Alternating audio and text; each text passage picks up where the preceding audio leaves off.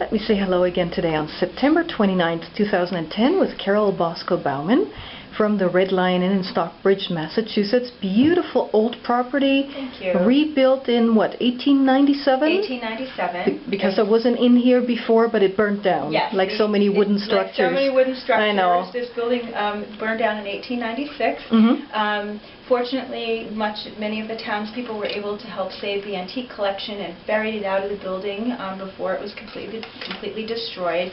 And they rebuilt, the owners at the time rebuilt the inn in 7 months, and they added another floor, which we are on today. We're on the fourth floor, and we are in a bed and breakfast room.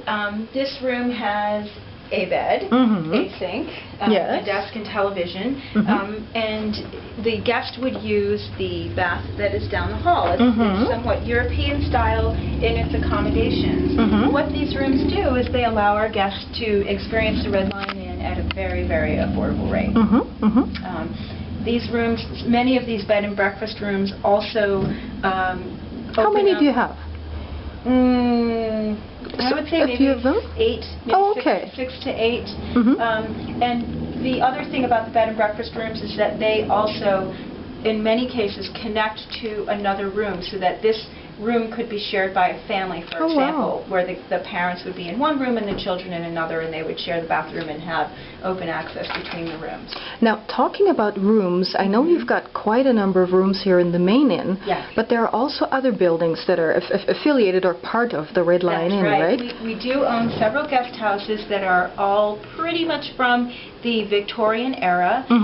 They're more farmhouse-style homes, with one exception, the Stafford House, which is just south of this building. It's a little bit more grand in its details than some of the other buildings. But the nice thing about the guest houses is that it gives people the true New England experience. So they can pull up to right up to the place that they're staying, and they can go inside, and they have a yard. It's nice for families.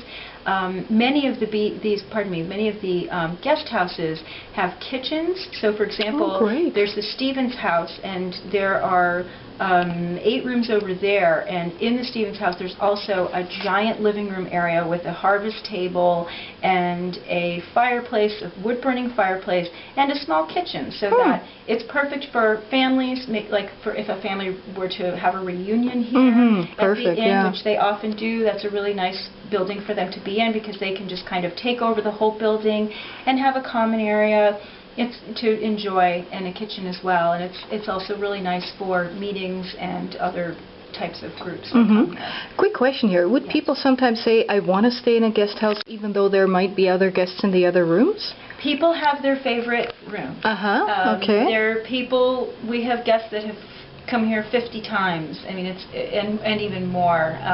So people do have their preferences and their traditions, and they become very attached to a room, and we try to accommodate their requests as much as we can. So all sorts of different tastes, from the more basic European style bed and breakfast rooms to suites with 1 bedroom. Do you have 2-bedroom suites also, or? No, we don't have a 2-bedroom suite. But again, taking over the Stafford House, for example, there are 3 suites in that house and a really nice full kitchen. So if a family or a corporation were to take over that house, there would be a living room, for the common area, and a kitchen to use, and just kind of take over the whole space. Exactly. Now, one thing I wanted to mention, as we started walking through this property, it's very, very expansive, very large, but also very original to the period that it was constructed in, from the sloping floors, the wooden floors in the hallways, to the rooms, and even the decor has been kept very much in the period. And I was saying to you, this house would be great for ghost stories. It would. So tell me, are there any ghost stories? Is there any activity here? There has been activity that's been rumored to be here. There was once a medium named James von Prague who told me that the inn was full of all kinds of activity. He made a point to say that it was very fun, and it was a bunch of happy people, mostly from the Victorian era, enjoying the inn. But we have had other folks say that they've had ghostly experiences here on the 4th floor, on the 3rd floor. Really, most of it has been things like someone coming up and maybe touching the feet of the person while they were sleeping. Another instance we heard about was there was a little girl who came into a room and she just, looked at the person who was in bed, and they made eye contact, and it was very peaceful. I haven't heard of anything good scary. spirits. I haven't heard of anything scary happening. But for people that love ghost stories, they might want to come here and check out the action for themselves. I mean, it's been here for hundreds of years, so it would only make sense that some spirits would want to Well, because this property actually goes back to before 1897. You were mentioning there's like 3 or 4 major families that have owned the property. That's right. Starting with Silas Papoon in 1773, who held a tavern. Anna Bingham, who was an owner shortly after Silas Papoon, was the first woman registered business owner in good for her. Massachusetts. Nancy's keeping up that tradition, Nancy Fitzpatrick. Yeah, that's great. So yes, there have been really several major families. The Papoon and that family, and then the Plums starting in 1862, and then the Treadways, and the Treadways were related to the Plums, and then after that there were a few other families, the Wheelers before the Fitzpatricks, but the Fitzpatricks have owned it since 1968. The inn was going to be demolished, and there was going to be a little strip mall with a gas station. I'm so glad they saved it, I would imagine, right? They did save it. Yeah, they did. That's great. They originally wanted to house Country Curtains here because it was a growing business.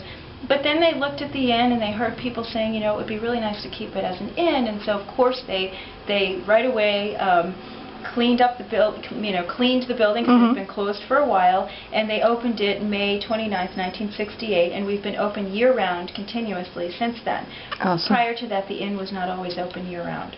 Well, I'm so glad they rescued it because it is such a special, unique place. Yes. Thank you for showing me around. One more time, if somebody wants to look you up on the internet, what is your website? www.redlioninn.com. Perfect. Thank you so much. Thanks for coming.